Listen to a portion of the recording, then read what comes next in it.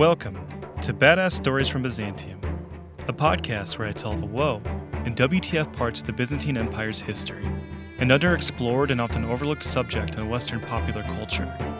I am your host, Keith Hernandez, and I hope to gently guide you out of the warm embrace of filicidal mothers and into the boiling hot cauldron of medieval napalm. Come with me to Thrace, where an empire is about to be reborn.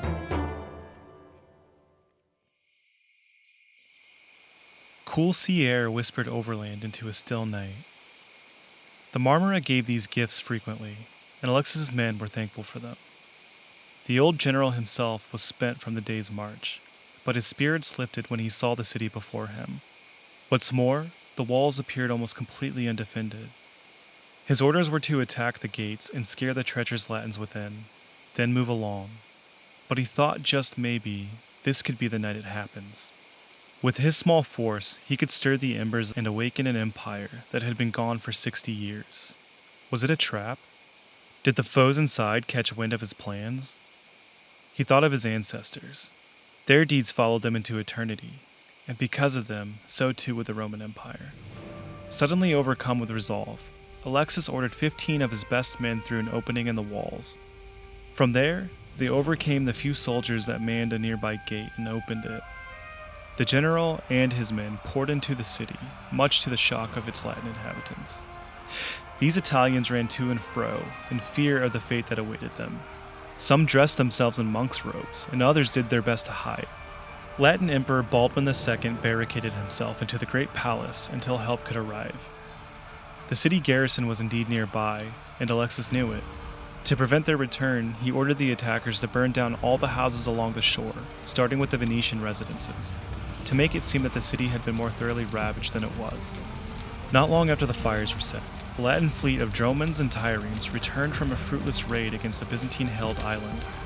When they saw the city was an inferno, they lost all hope. They sent a ship to pick up Baldwin and fled.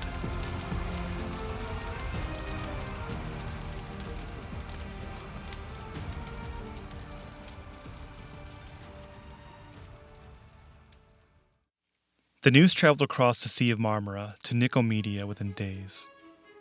At an encampment overlooking the Lycos River in Anatolia, Irene, sister of Michael VIII Palaeologos, gently shook her brother awake and whispered in his ear, "Basilius, Constantinople is yours." Himself having trouble believing the news, Michael rushed to the city to find his general had indeed captured it.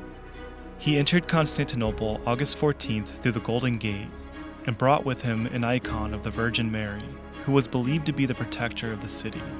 The Roman people were in a state of absolute joy, having lived under the thumb of the Catholic West for 6 decades. Michael could not help but notice, however, that despite their delight, the people seemed destitute, and the buildings, the walls, and even the roads he walked upon seemed to be crumbling. There was much work to be done.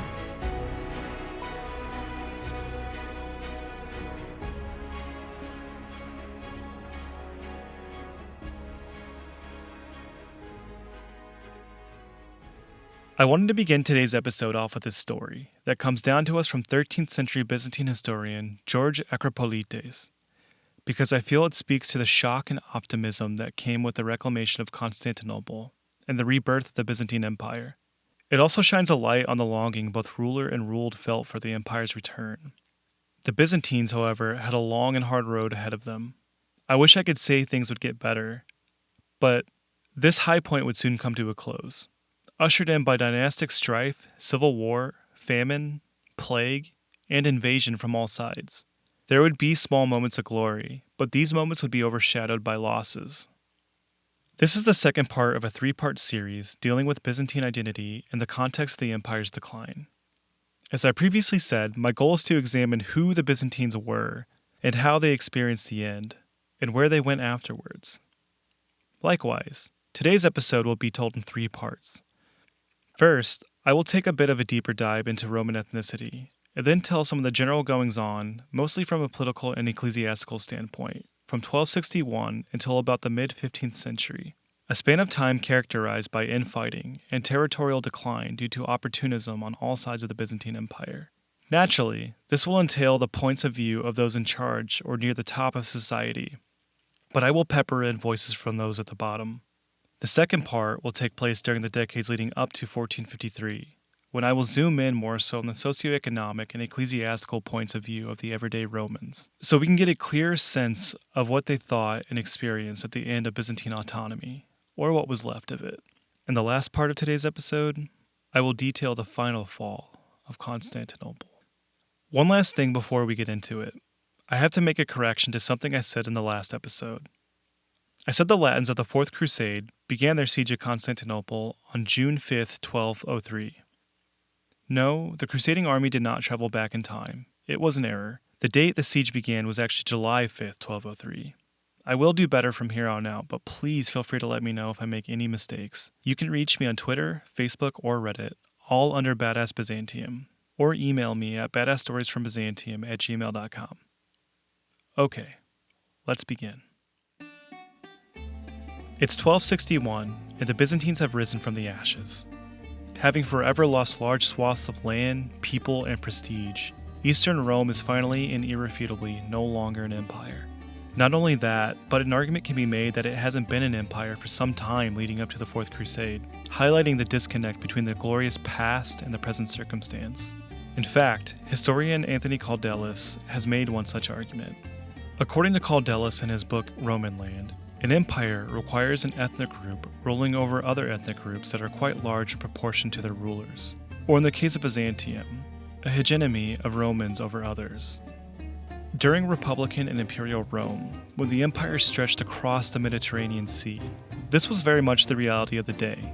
However, by the time we catch up to the Romans in the Middle Ages, they are limited to Anatolia and the Balkans, and they make up a clear ethnic majority in a state that included much smaller ethnic groups in proportion to themselves.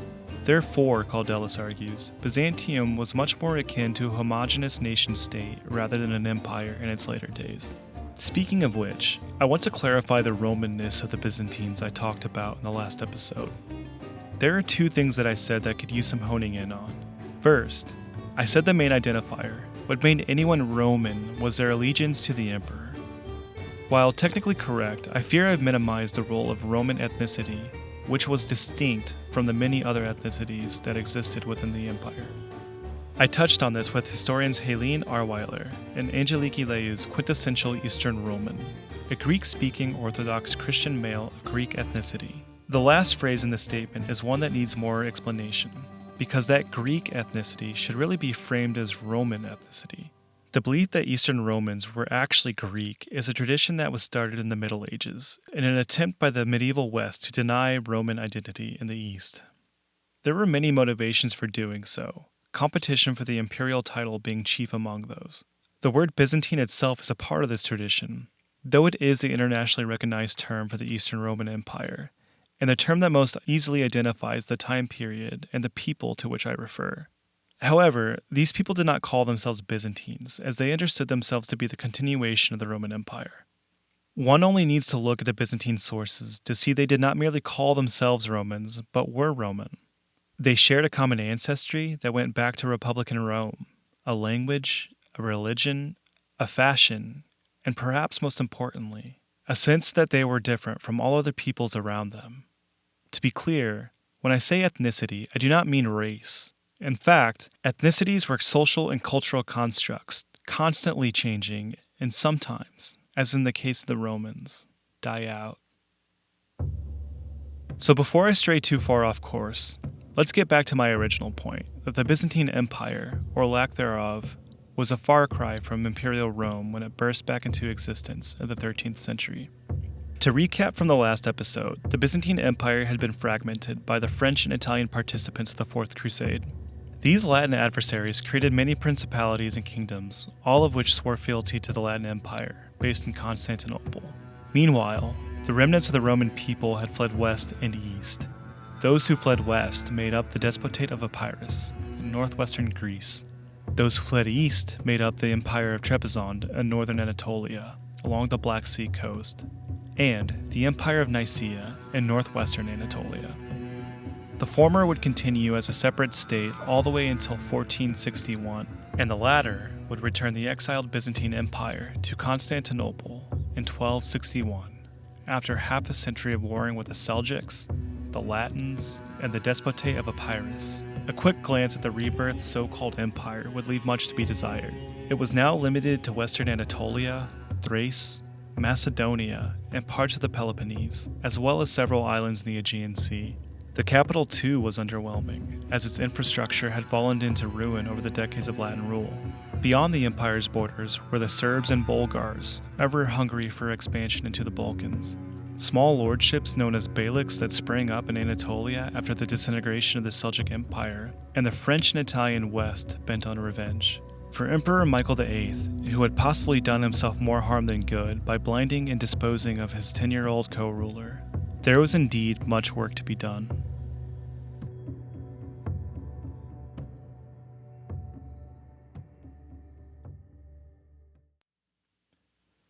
Michael VIII began his reign on a sour note by pushing out John IV, whose family guided the Nicene Empire out of obscurity and back into Constantinople. Kicking the child out of the imperial palace was viewed as a usurpation to many within the empire, especially those in northwestern Anatolia. The Orthodox Patriarch Arsenios, who had crowned Michael, now excommunicated him and later had to be disposed because of this. Perhaps if Michael were an incompetent ruler, he would have fared far worse, but he was anything but. He set to work refurbishing the Hagia Sophia back into the Orthodox heart of the world, reconstructing the city's defenses and rebuilding public buildings such as baths, markets, harbors, and roads. He also proved competent at diplomacy, anticipating attempts at reconquest by the Latins. I'm going to zoom in on one attempt in particular, and afterwards move along a little more quickly throughout the century. What Michael is about to do is worth breaking down in detail, because it will set a precedent for future emperors who are willing to set aside their Roman pride in desperate times. See, the Latin emperor in exile, Baldwin II, wished to reconquer Constantinople, but the Pope needed convincing. Already, the Pope had put a damper on Baldwin's plans in 1266 by sanctioning a French overthrow of the Sicilian king, with whom Baldwin had been planning his reconquest. These plans were further stalled by the machinations of Michael VIII, who dangled the prospect of uniting the Orthodox and Catholic churches before the Pope. After a while, Michael was forced to play his hand, though. The Pope had been mediating a military alliance between Baldwin and the French, which to Michael only meant one thing: a repeat of the sack of Constantinople in 1204. The union of the churches was announced at the Second Council of Lyon in 1274, and chief among the terms agreed to was papal primacy over orthodoxy. This was looked at as yet another betrayal by the Byzantine people, who had only recently reclaimed the heart of the Orthodox world.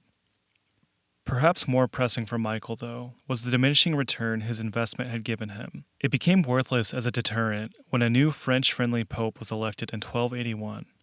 Though Baldwin had been dead for years at this point, his son-in-law Philip of Courtenay continued plans with the French for a renewed Latin Empire. He convinced the new pope that Michael VIII's union was politically motivated. The Pope therefore approved of an expedition to retake Constantinople and excommunicated Michael the following November.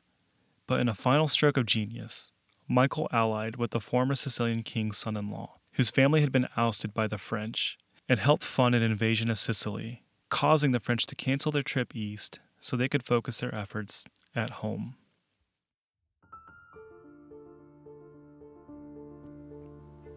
The cost of Michael VIII's success was immense.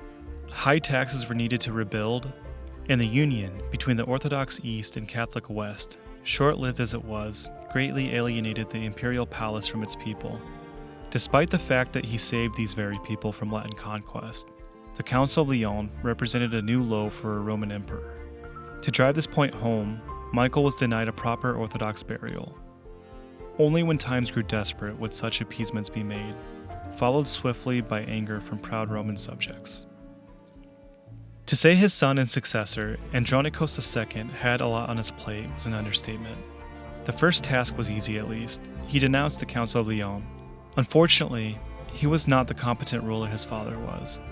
His reign was characterized by the loss of territory in the Balkans to the Kingdom of Serbia, and most of Byzantine Anatolia to the rising Turkish beyliks.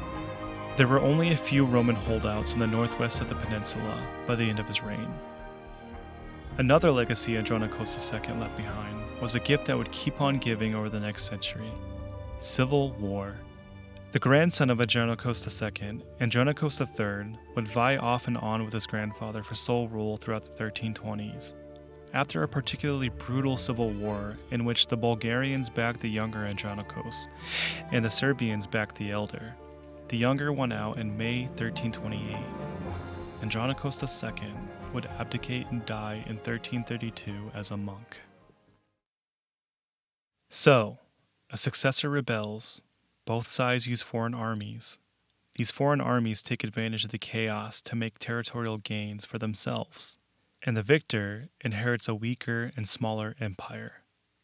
Some unlucky few will even have to stoop to the level of Michael VIII, proclaiming papal primacy for Western military aid that will never materialize in any meaningful way.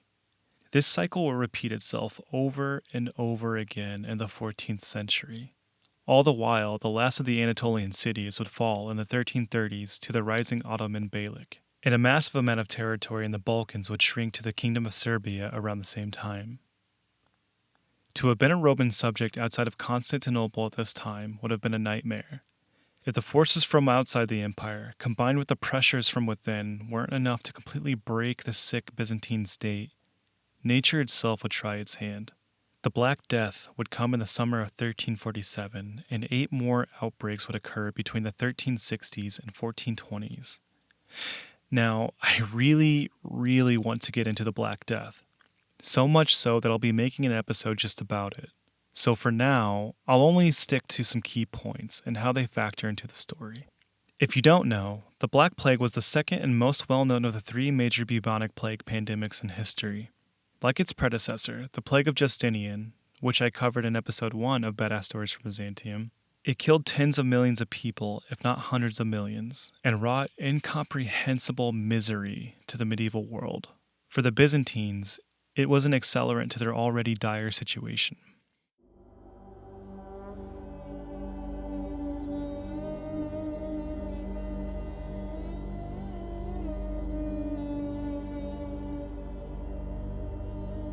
By the mid-14th century, the Ottomans were starting to encircle Constantinople. They had taken the fortress of Kallipolis on the modern-day Gallipoli Peninsula and made their way northward into the Thracian mainland. Lands taken were turned into fiefs, and some were being Turkified, with people migrating from Anatolia. Naturally, this created a sort of dread for the people of Byzantium, who were already starving and dropping dead like flies from plague. What awaited them as the Ottoman noose closed in was subjugation under a Muslim state, something that had already taken root in Anatolia. There, much of the Orthodox ecclesiastical institutions had been repurposed for Islam, though a Christian minority still remained. Fears about what was to come were exasperated by contemporary doom-filled descriptions of the Christian plight in Anatolia. Demetrius Kydones, a 14th century Byzantine statesman, wrote one such description. In it, he wrote, "The Turks took from us all the lands which we enjoyed from the Hellespont eastward to the mountains of Armenia. The cities they razed to the ground, pillaged the religious sanctuaries, broke open the graves, filled all with blood and corpses. They outraged the souls of the inhabitants, forcing them to deny God and giving them their own defiled mysteries. They abused their souls, alas, with wanton rage, denuding them of all property and their freedom. They left the Christians as weak images of slaves, exploiting the remaining strength of the wretched ones for their own prosperity."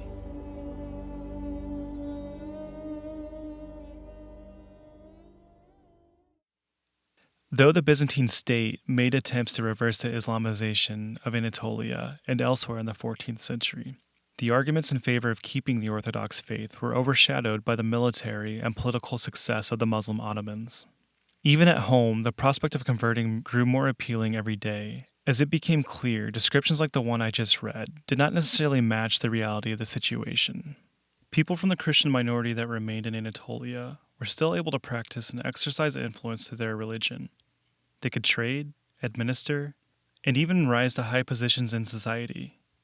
I'm not saying that it was roses and daisies for Byzantines in Ottoman territory, but for those still within Eastern Rome's borders, as dilapidated and unsafe as they were, Ottoman subjugation was starting to become a tempting alternative.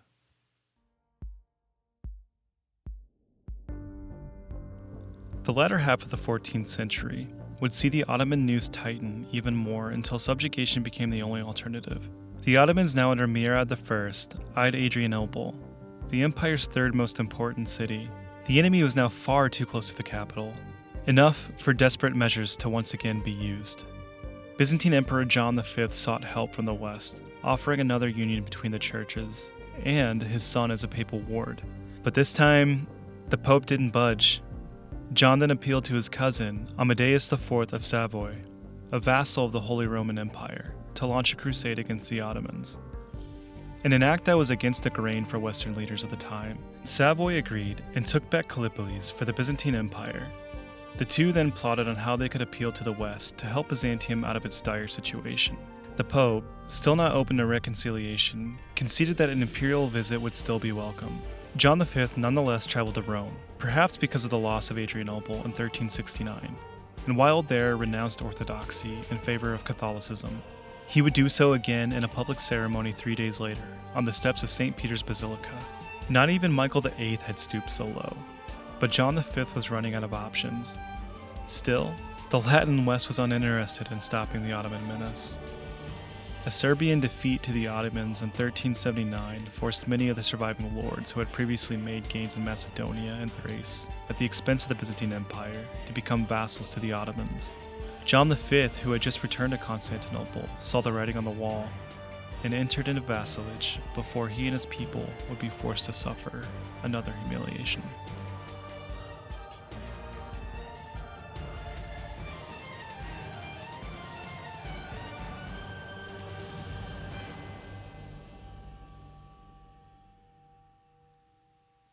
This new status of vassal of the Ottomans may have given the emperor a breath of fresh air if it weren't for a foul air waiting at home. I couldn't help myself with that one. But seriously, if you thought vassalage was going to usher in some kind of normalcy, you thought wrong. The sort of doom cycle I discussed before was still at work. John V's son, Andronikos IV, tried to usurp his father in a joint rebellion with Murad I's son in 1373. You heard that right. Both sons wanted to overthrow their prospective fathers, and made plans to do so concurrently. I can't tell if it's an incredibly genius plan or just plain stupid, but for their part, both rebellions failed. John V partially blinded and imprisoned Andronikos and his 3-year-old grandson, John VII. He then elevated his second son, Manuel II, to co-emperor. What happened next is a bit perplexing, but Andronikos and his son somehow escaped in 1376, and sought help from the Genoese and Ottomans to retake Constantinople. It seems Murad had switched sides because Andronikos had offered Gallipolis. Naturally, it was John V and his second son Manuel's turn to sit in a cell for 3 years. Though, they fortunately avoided blindings. Then, wouldn't you know it, they escaped in 1379 with the help of the Venetians. Murad then switched sides again, as John V promised even more tribute. They would both take Constantinople, helped by Venetian ships. If you got whiplash from that, I don't blame you. It would suffice to say that the Ottoman sultans were learning to take advantage of the dynastic strife to keep their own vassal weak and divided. But Murad wasn't done playing this particular round just yet. Andronikos escaped this last episode and fought on until 1381, when a treaty was made in which he regained co-rule and his son regained the succession. John V's second son, Manuel, wasn't just pushed out of the co-rule as a part of this treaty, but was also pushed out of the succession. Angered by this outcome, he led an army westward to find autonomy elsewhere. He took Thessaly and Epirus on his own accord, which alarmed Murad, who sent troops to take Thessalonica from the jaded former heir. Manuel, outmatched by the Ottoman army, eventually conceded Thessalonica and was allowed to return to Constantinople at Murad's behest, perhaps in an attempt to increase the chance for more infighting. If that were Murad's motivation, it certainly worked. When it was time for John VII, son of the now-dead Andronikos IV, to inherit his throne, his grandfather favored Manuel, as he had originally done after his first son's transgressions. John V would die in 1391, giving Manuel sole rule, and he probably went out with some comfort knowing his dynasty once again had some semblance of stability. Little did he know that Constantinople would soon be in Ottoman crosshairs.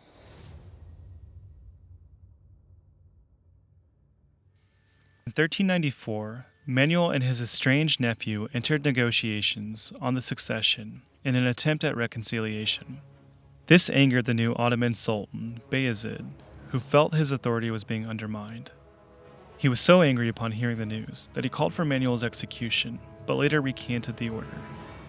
Bayezid instead ordered the construction of a mosque and a Turkish colony in Constantinople. The reasons for Manuel's following action is not clear, but the Ottoman Sultan's humiliating demands couldn't have helped. He cut ties with the Ottomans in spring 1394, refusing to pay tribute, provide troops, or answer the Sultan's summons, which was tantamount to an act of rebellion. Bayezid responded by putting Constantinople under siege, off and on for about 8 years. It was more of a blockade for the first couple years, with the initial aim to reinstall who he saw as the more loyal John VII. The siege provoked one of the last major crusades from the west, led by Philip the Bold of Burgundy and Sigismund of Hungary. But the force was shattered at Nicopolis in September 1396. After this, a large portion of the Ottoman army was freed up, and a full-scale siege of Constantinople followed. Though Manuel was successful in holding back the attackers through late 1399, despite the desperate situation. This gave Manuel and John time to reconcile, and the former traveled to the west to request help as his predecessors had done at desperate times, leaving the latter to hold the city. Manuel traveled throughout Europe for the next few years, visiting Venice, Padua, Milan, Paris, and London. He was particularly fond of Henry IV of England. Unfortunately, Manuel required no aid from the West, as like before, they simply had no interest.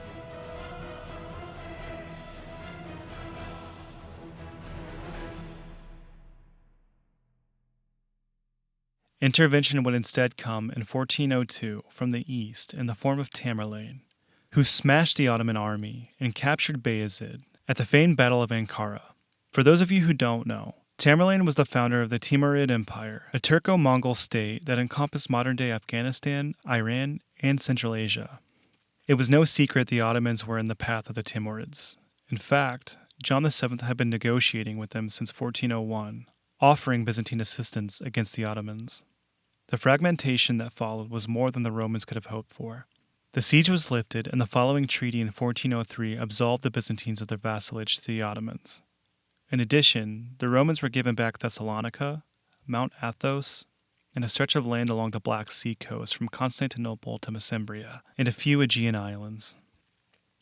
After Bayezid's siege was lifted, so too was the news of the Ottoman Empire, at least for now. In fact, the sons of Bayezid were now warring for sole rule. The infighting would spill over into Byzantine territory and culminate in another siege of Constantinople in 1411, but by that point, the city had been recovering for almost a decade and easily repelled the attackers, despite a recent outbreak of plague. The economic recovery would continue throughout the decade, though it increasingly favored the wealthy, who had ties to Italian economic powerhouses such as Venice and Genoa, at the expense of the government and the poor. When Constantinople was tested by yet another Ottoman siege in 1422, the walls were again in terrible shape. In fact, the city was only expected to hold out for no longer than a week against their Ottoman adversary. What brought them to the situation was a simultaneous change in leadership in the Byzantine and now unified Ottoman states. In 1421, John VIII, Manuel II's eldest son, took the helm in Constantinople, and Murad II followed Mehmed. Both men entered the scene with ill feelings towards each other. John attempted to incite a rebellion against Murad after learning of Mehmed's death, but Murad quickly squashed the rebellion and killed the pretender in 1422. In response, Murad sent an army to attack Constantinople the following year. Existential fears were resurfacing amongst the inhabitants. Once again, among the chatter were talks of forced conversion to Islam, circumcision of young ones, destruction of churches, and the building of mosques. The hysteria was so great that the whole city supposedly rallied to its defense while the West looked on in anticipation. Venice opted to stay out of the siege, and instead offered to broker a peace between Byzantium and the Ottomans for the sake of its commercial interests in the area. The Western mood on intervention, or what little existed in the first place, was dampened by the failed crusade of Nicopolis. But alas, the Roman people would be saved once again. Murad II wound up pulling away to deal with a rebellion from his brother in Anatolia. After all was said and done, Manuel, who had not given up co-rule of the empire, negotiated a settlement with Murad, in which the Byzantines once again became Ottoman vassals in 1424. I can't even imagine how humiliating that was for the aging Manuel. He probably thought he was going to leave behind a legacy of Roman autonomy, but instead left it as he had inherited it, as a vassal.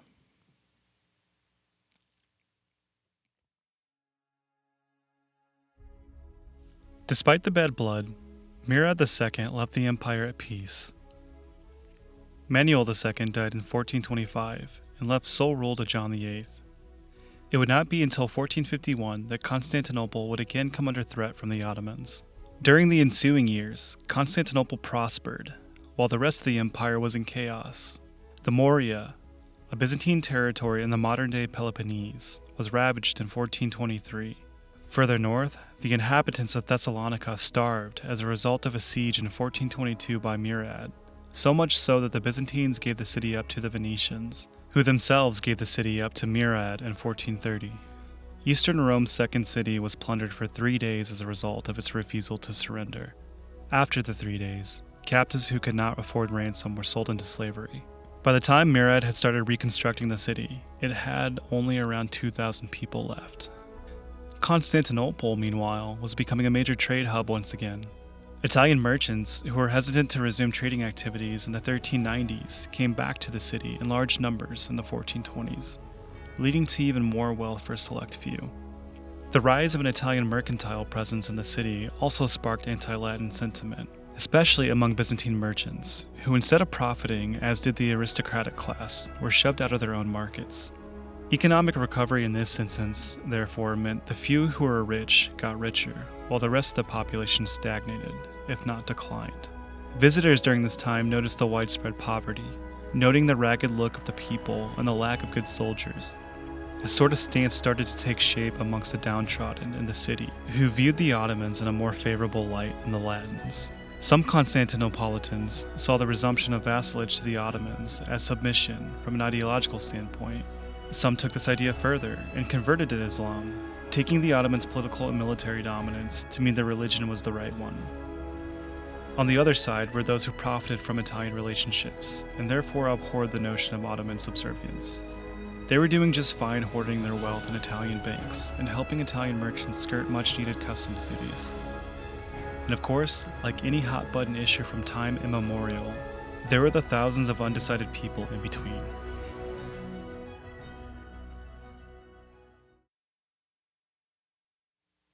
In the decades leading up to the mid-15th century, there was a prevailing mood that the fall of Thessalonica foreshadowed the fate of Constantinople, despite the city's newfound prosperity. Because of this, the Emperor John VIII was ready to swallow his pride and reconcile with the West. Negotiations between Emperor and Pope birthed the Union of Florence in 1439, which formally unified the Orthodox and Catholic churches for the last time. As a part of the agreement, the imperial party accepted papal primacy, amongst other concessions. Like usual, however, the gesture did little to spur Western support. Generally, the upper class, who had connections to the Italians, favored the union, whereas the lower class, who were strongly Orthodox and actively suffered from an Italian presence in Constantinople, did not. What proportion was pro and anti-union is up in the air. There is no way to know from the source material exactly how the numbers broke down, and there were exceptions on either side. Historian Nevra Necipoulou dives deeper into the feelings of the lower class in her book Byzantium Between the Ottomans and the Latins. She writes, "To the common people, the preservation of their religious identity was of prime importance, removed as they were from the political and economic interests that inclined members of the ruling class to a combination with the Latin West. As noted earlier, moreover, the presence and activities of the Latins in Constantinople often jeopardized the social and economic well-being of the lower classes. Consequently, some among them came to hold that submission to the Latin Church was an evil far less desirable than subjugation to the political domination of the Ottomans, whose religious policy, as witnessed on many occasions elsewhere, guaranteed them the preservation of their Orthodox faith."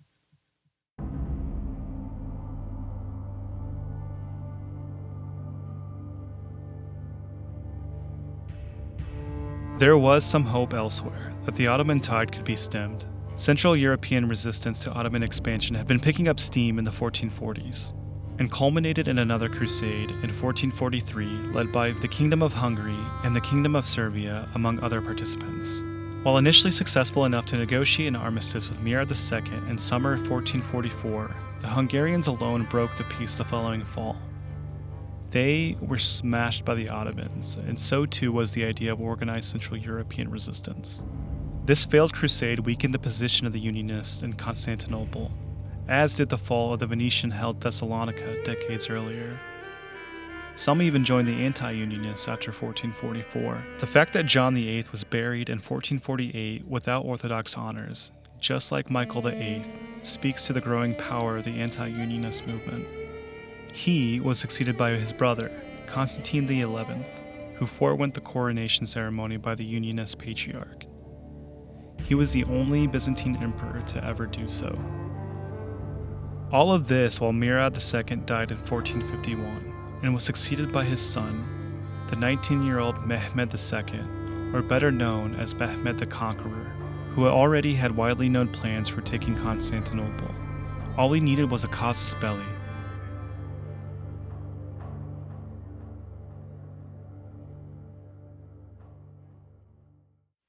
Constantine XI would provide one by threatening to start a rebellion, not unlike his predecessors had done, unless Mehmed provided certain subsidies.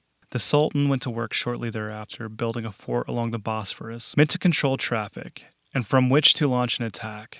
The infighting in the capital put what remained of the empire in a weak position, of which the Ottomans took advantage. During these disputes, one contemporary notes the Ottomans were taking the last of the Byzantine cities and enslaving their inhabitants.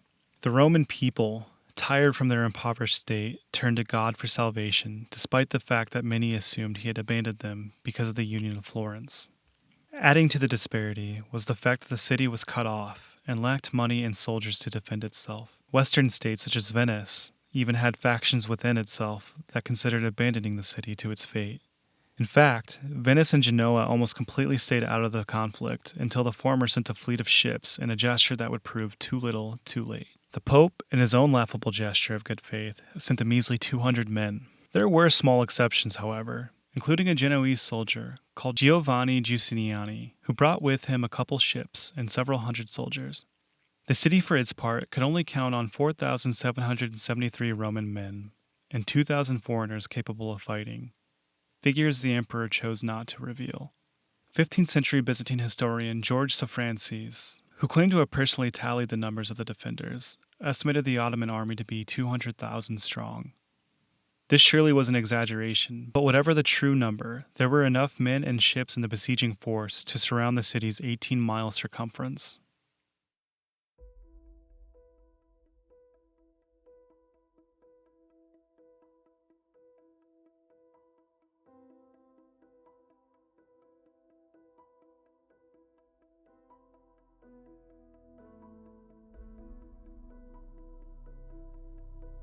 Mehmed II began the siege in April 1453. He knew from his father's attempt that taking the city would be a monumental task, so he came prepared to outlast the city by cutting it off from food and demoralizing the population with constant bombardment. As for the former strategy, starvation indeed set in not before too long, but Constantine XI did what he could to stymie this. Before the siege, he had rounded up as much food from the emaciated countryside as was possible. He even took away the customs duties requirement for foreign traders, which did encourage 3 Genoese ships to break into the Ottoman blockade and deliver food. The relief the ships brought only stretched so far, however. It was getting so bad as the siege progressed into weeks that soldiers were abandoning their positions at the walls to look after their families.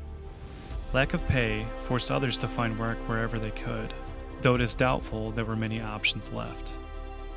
In response to these problems, Constantine distributed food directly to the soldiers' families and melted down religious vessels to pay the defenders.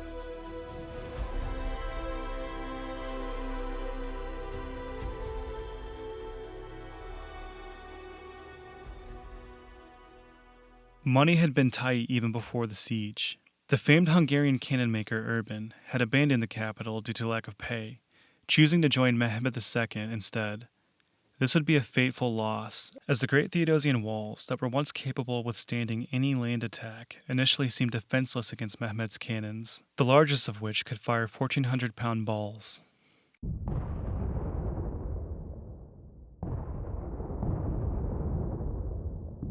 The bombardment had been going on day and night since April 12th.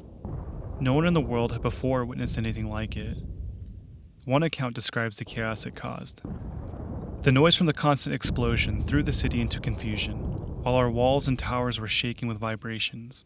Cannons, catapults, crosshairs, and similar devices contributed heavy to casualties on both sides. Onslaughts, attacks, bombardment, and general warfare were continuous, maintained throughout day and night, as the Sultan had originally hoped for a fast and easy victory in the belief that our few defenders would soon be exhausted by uninterrupted stress. Indeed, they allowed us no respite. If you notice in that passage, the cannons were causing casualties on both sides. They were rudimentary, dangerous machines that were difficult to maintain. The largest ones were only able to be fired 7 times a day and would have to be cooled afterwards to prevent the metal from splitting. Others simply exploded themselves, killing dozens around them. The slow pace at which the walls took the damage meant the defenders had a lot of time to fill the gaps with earth. These fresh mounds wound up deflecting the cannons better than the walls themselves. Direct assaults were even more fruitless, proving disastrous for the poor Ottomans sent to the slaughter. Mehmed had to make some progress soon, as his army too was starting to waver. He also had the Venetian fleet I mentioned earlier to worry about, though there was no telling when it would arrive. Every day the siege continued, the fleet drew nearer. It was when Mehmed was at his most desperate that he thought of an ingenious plan. He had his ships rolled over land along the trunks of failed trees, around the suburb of Galata that defended the north shore of the Golden Horn, and into the Golden Horn itself, bypassing the iron chain that blocked the Ottoman fleet. The effect was demoralizing for the small Byzantine fleet and the city's inhabitants. However, this was not where the last main assault would take place, as it was only a tactic to force Constantine to shift men from the land walls to the sea walls. As the siege progressed into May, the Roman spirits reached a new low. Several factors were responsible for this. One was the sheer size of the Ottoman army. Mehmed maximized this effect by having his men chant in unison, a noise that was said to be heard as far as 12 miles away. The Roman spirit would then be tested again by the return of a ship that was sent to meet up with the incoming Venetian fleet. Sadly, it had encountered no one. To cap off the mood, what can be inferred as an eclipse occurred on May 24th, which greatly frightened some of those who witnessed it.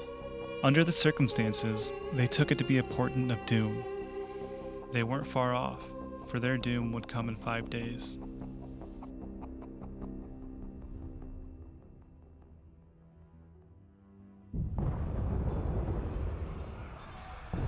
On May 29, 1453, Mehmed ordered one final assault.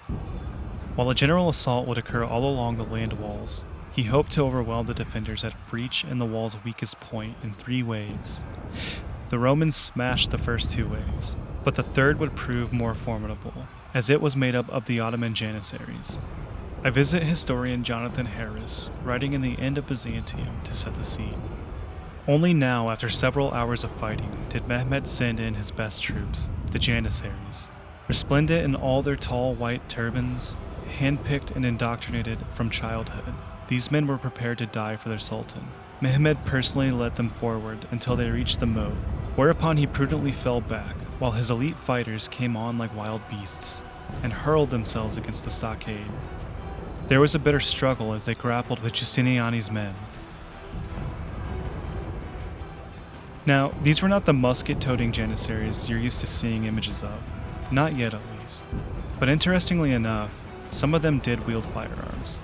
Giovanni Giustiniani was struck during the attack, either by one of these firearms or a crossbow bolt, or something else entirely. A confusion set in as he was carried away from the breach. It was the lack of leadership after Giustiniani was taken away, and the overwhelming number of attackers that finally broke the Roman defenders. The Ottomans swarmed through the Theodosian walls that day, and the city met the same fate as Thessalonica. The Byzantine phoenix that had risen from the ashes in 1261 had finally been snuffed out.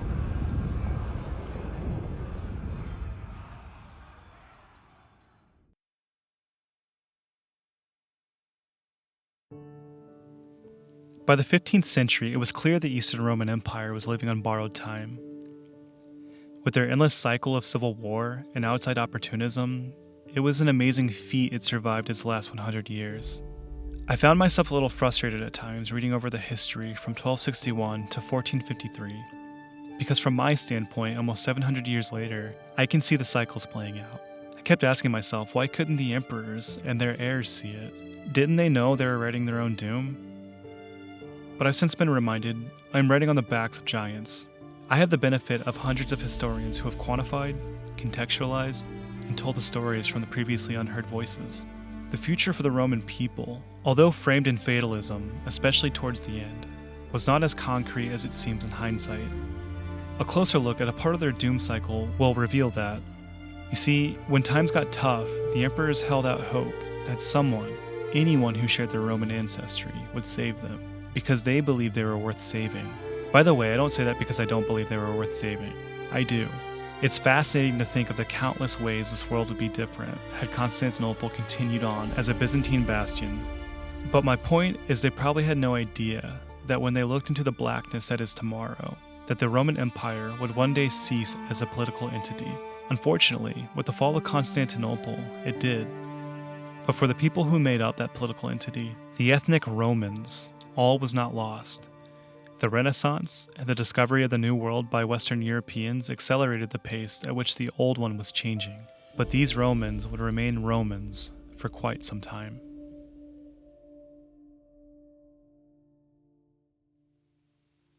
Hey everyone, I want to thank you all for listening to part 2 of this 3-part series. I plan to publish part 3 on March 6th. If you enjoyed the show, please let me know by leaving a rating or review. If you'd like to become a supporter for as little as $1 a month, subscribe to my Patreon at patreon.com/badassbyzantium. Follow me on Twitter and Facebook under Badass Byzantium. Thanks again, and remember, truth is the soul of history.